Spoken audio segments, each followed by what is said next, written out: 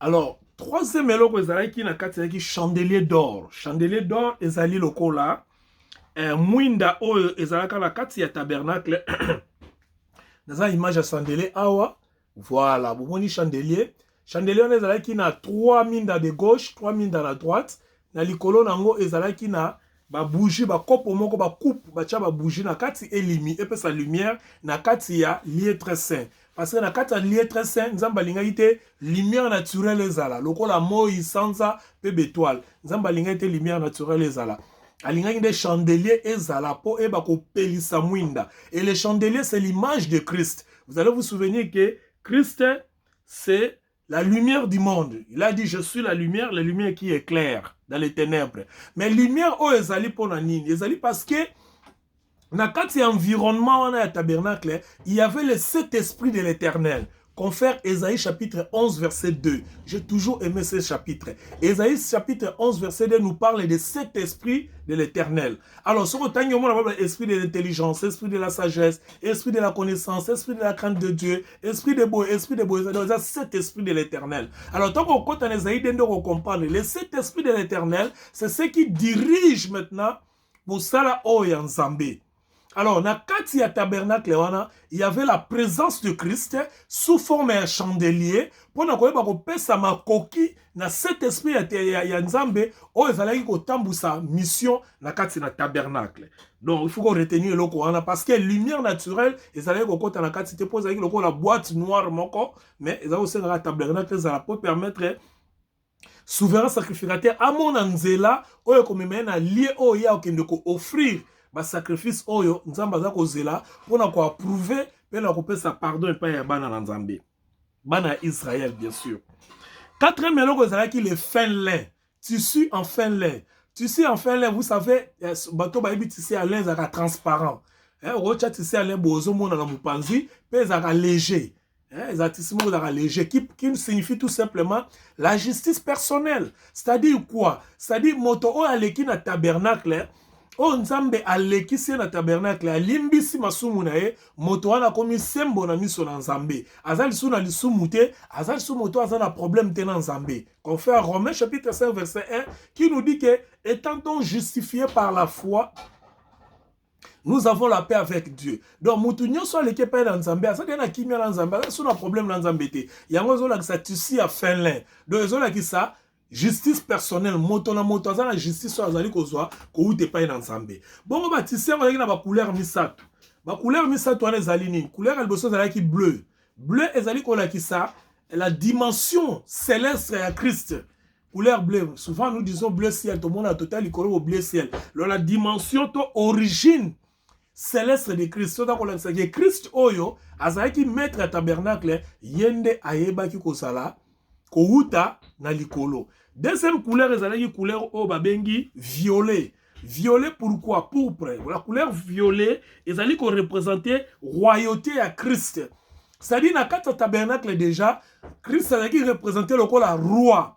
Pourquoi? Parce que vous allez vous souvenir que il y avait une promesse.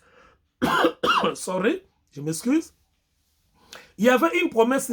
Jacob apesaka tangazo pambola bana na ye et pas ya Juda. Alobaka boy que le sceptre ne quittera pas de toi jusqu'à ce que Shiloh viendra. Oh, Shiloh c'est Christ. Donc tant que Shiloh koya yende mutakozala mokozi. Mais pour Shiloh aya, il faut y aller la lignée ya Juda. Il y a un moment à travers Juda, Juda qui a Tamar, ozalaki bokilo na ye. Juda ke kuta na ye baboti mwana aventure eleki ba ye kobota mwana na ye kobota Jesse ye kobota David ye kobota Salomon tina ba descendant de Christ ya kobima. Donc couleur pourpre ezali kolakisa pardon violet ezali kolakisa royauté ya Christ ozaki descendant ya David parce que en Israël il n'y a pas un plus grand roi que David. Donc voilà pourquoi le Seigneur voulait que déjà que David a causé la roi, mais Mokitane a causé la Christ. Voilà pourquoi tu as une présence de couleur pourpre dans le tabernacle. Troisième couleur, c'est la couleur cramoisi tope rouge. Cramoisi tope motane. Pourquoi? Parce que cramoisi c'est ça sacrifice il y a makila ya Yesu akosala dans l'avenir. C'est-à-dire quoi? tango bozo stumba banyama, tango bozo kata banyama bakingo makilezo kita, yango nde zo pesa bino pardon. Mais cela ne suffit pas parce que pardon les ali temporel. Temporel na sens ni, na sens que tango ba oyena nyama bakati makila, abimi makila, bolim ozu bolim sina masumu, tango ozongi ndaku, oza tenter ya kokoya lisu na lisumu. Et obande lisu vie à péché. Le coup la sacrifice avec osalama une fois par an. Donc okoya lisu soit année prochaine. Pona ko lukanini ko senga lisu bolimbisi. Eza le coup la bande comme sou basala chaque année, hein, na otanga kombote pona raison ya ba koluka ba problème te, bande comme sou basala ba carême chaque année. C'est-à-dire carême ezoko la ki sapona bango que lelo to sengi bolimbisi, après lobi to zongi na vie ya masumu. Si année prochaine, tu as sous bolimbisi. C'était ça au moins. Origine carême et utawana. Et utape na tabernacle. Origine à Babiloko wana nyonso. C'est-à-dire, batubazo, qui n'est pas un zambe, à 5 bolim soit comme peto, a comme sembo. Mais tant que na cité, bisika zo vivre, a comme kokoba na masumu, zo s'appelle sans zambete. Alors, le kola zo koba na masumu, si koyo, moyen ça la sacrifice à masumu, ezate parce que ça le maga une fois par an. Donc, il faut la ti année prochaine, tango ngonga wane kokoka bakel sous na tabernacle pour na kosenga bolimbisi na masumu. Siko zala ko salema chaque année. Ozomona. Oh, ce qui se fait couramment, ce qui se fait chaque année. Ezali na ba terme biblique to benga ngo, donc ezali na makasité, na efficacité te. Parce que ce qui est une efficacité et kokai kolimbisa masumu batwana une fois pour toutes. Mais makila on est une efficacité c'est temporelle et ont limbisa par exemple car année 2022 et limbiso masum tant on continue en 2023 au bandi sou via masum nzamba on se pelati au comme na moment moko boye auquel sou ko senga bolim c'est masum ça veut dire que o balim c'est que liboso et lim c'est que pour toujours te et lim c'est que pour un temps momentanément. Or couleur cramoisi sou ko la kisanini couleur cramoisi zo la kisama kila o yeso ko sopa na venir o akosopango une seule fois loko la sacrificateur akosopango deux fois te akosopango na chaque année te abano sopa makila chaque année te akosopa makila na une fois contrairement na makila ba nyama o zalaki bo sopiango na 2022 na 2023 bo sopa na 2024 na 2025 ainsi de suite mais ya Christ ko zala makila oyo soki asopiango à mettre terme na péché na vie à bateau oyo bandimelier. Est-ce que quelqu'un a compris? Il y a un moment où Christ est dans mokili, Jean-Baptiste est dans monier. Tant que Christ est pas Jean-Baptiste a baptisé. Christ Jean-Baptiste a le komoko. Alors voici l'agneau de Dieu qui ôte les péchés du monde. Verbe ôter. Et l'incola qui s'akolongola. Les péchés du monde. Qui ôte les péchés du monde. C'est-à-dire, le monde a un péché. Le monde a un péché, un seul péché. Le monde n'a pas plusieurs péchés. Qui ôte les péchés, bon, le péché, on est dans la singulier. Jean-Baptiste est en lobby. Qui ôte les péchés du monde. Si koyo, landa malam, kolongola lisumu na mokili. C'est-à-dire quoi? C'est-à-dire, ba oyo ba kozala ya ye, nzamba kolongola lisumu pona bango. Donc, l'agneau de Dieu kolongola lisumu. Parce que ba agneau on a bazali ko boma dans l'Ancien Testament na tabernacle. Ezalaki agneau de Dieu te. Ezalaki lokola ngai pasteur Belfa na ye na agneau na ngai ba bomi alongoli masumu na ngai. Pour cette année. Mais l'année prochaine je viendrai encore avec un autre agneau pour longola masumu na ngai. Donc ba agneau on ezalaki ya ngai. Ezalaki be fort na ngai. Ozomona. Mais avec Christ, ce n'était pas ça. Nous avons pas si image ya cramoisi, ya rouge, ya makila. Pour nous voir que tango Christ a koya. Oyo ya ye. A cause d'abord l'agneau de Dieu. Parce que y a cause l'agneau a moutouté le kola agneau ngana zala ko mema. A cause l'agneau oyo nzamba bongi saki. L'agneau de Dieu ko uta et pas nzambe pour cause la nzambe. Deuxièmement, agneau ngana tango koya. A cause de la sacrifice, c'est le cas de bagnon na biso. Parce que bagnon na biso, on le sait chaque année. Mais il y a aussi un sacrifice une fois pour toutes. Et si si quoi, bateau ba kondi melae, masumu na bango, elongwe libela, do ba ozana lisumu lususute. Est-ce que quelqu'un comprend ici ce que je dis?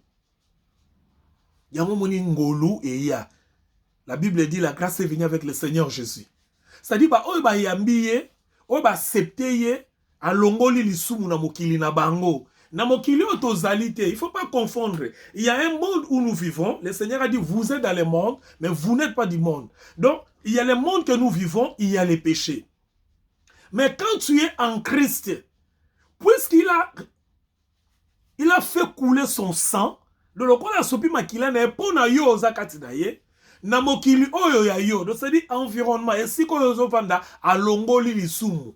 Yo zana lisumu te. Voilà la raison pour laquelle on choqué batu mingi, un chrétien né de nouveau, azana ta on confessait lisumu te. Parce qu'azana lisumu te. On confesse seulement ce qu'on a.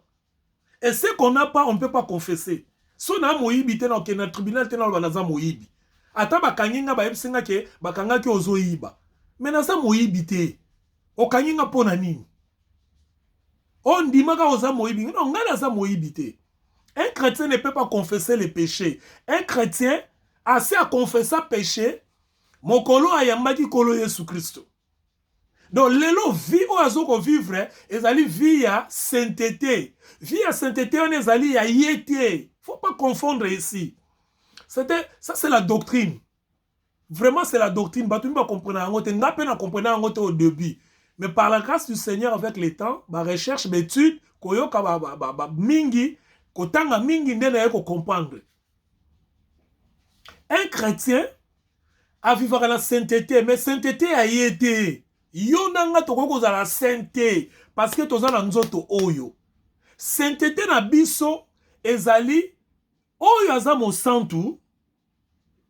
Oyo aza mo santu a payé le prix biso siko toye to koti kati na ye to bombani. Ozomo la sainteté na biso. Sainteté na biso ezali lokola mulangi oyo Yesu landanga malamu. Mulangi eza Yesu. Sainteté na biso. On peut cet exemple.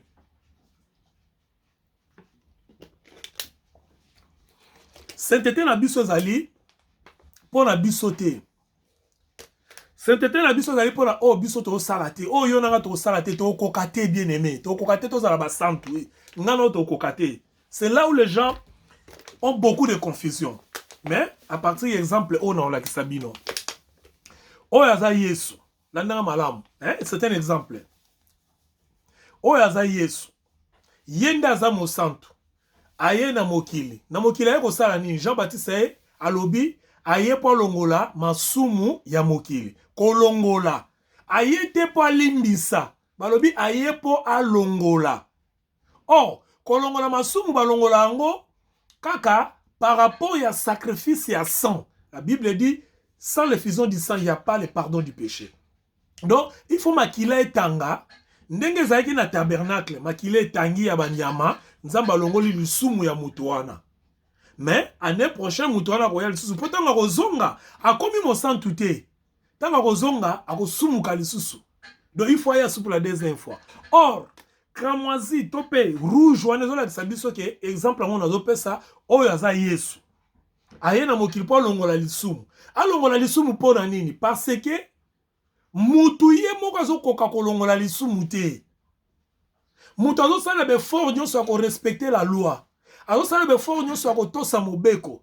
Azosala befort nyonso ya kotosa ba cérémonie. Ya komemaka mpate. Mais ntango azozonga na vie normale, na vie ya société, azokwea kaka na lisumu. Yesu amoni ndenge abi non. Tokoki ko continuer boyete. Nzamba amoni bongo tokoki ko continuer boyete. Yesu kende. Yesu aye. Yeyo. Maintenant, Yesu asali nini? Yesu abi il faut longola lisumu. Mais pour longola lisumu, il faut Yesu pa makila. Alors, azui asopi makila. Prenons par exemple, mai moko mukiro bimawa makila. Azui asopi makila. Omoni tanga asopi makila. Esili Yesu akufi. Akufi mbeka. Bible dit nzambe andimi mbeka na ye. Maintenant, qu'est-ce qui se passe, bien-aimé? Ba o nyonso ba kondima mosala o Yesu asali. Ba o nyonso ba kondima mosala o Yesu asali. Qu'est-ce qui va se passer? O ezali, na pesa ka exemple moko simple. O ezali neti ngai, o ezali neti yo, o ezali lokola ndeko mususu wana. Tala eloko Yesu asali. Afongoli porte, azobeta porte. Soki yo ekoti, ye akoti kati na yo avandi kati na yo. Kovanda Yesu kati na biso elakisi nini? Elakisi que notre vie ekomi kati na Yesu Kristo.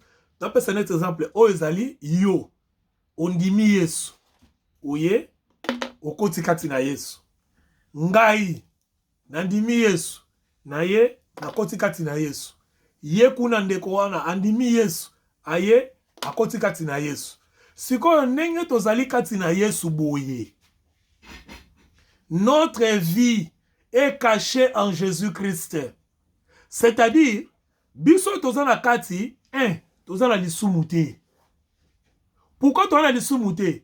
Parce que yé a komaki lisumu, pour biso tokota kati na ye tozala ba santu. Omoni, yango nde Jean-Baptiste alobi, il a ôté les péchés du monde. Voici l'agneau de Dieu qui ôtera les péchés du monde. Qui va ôter les péchés du monde. Sikoyo, yé lokola komi lisumu, biso tozana kati na ye tozala lisumu te. Biso tokomi ba santu. Mais landa malamu parce que c'est la confusion zali. Ki mo santu na biso eza na kati wana. Eza te po biso to tamboli malamu, to tamboli lokola ba santu te.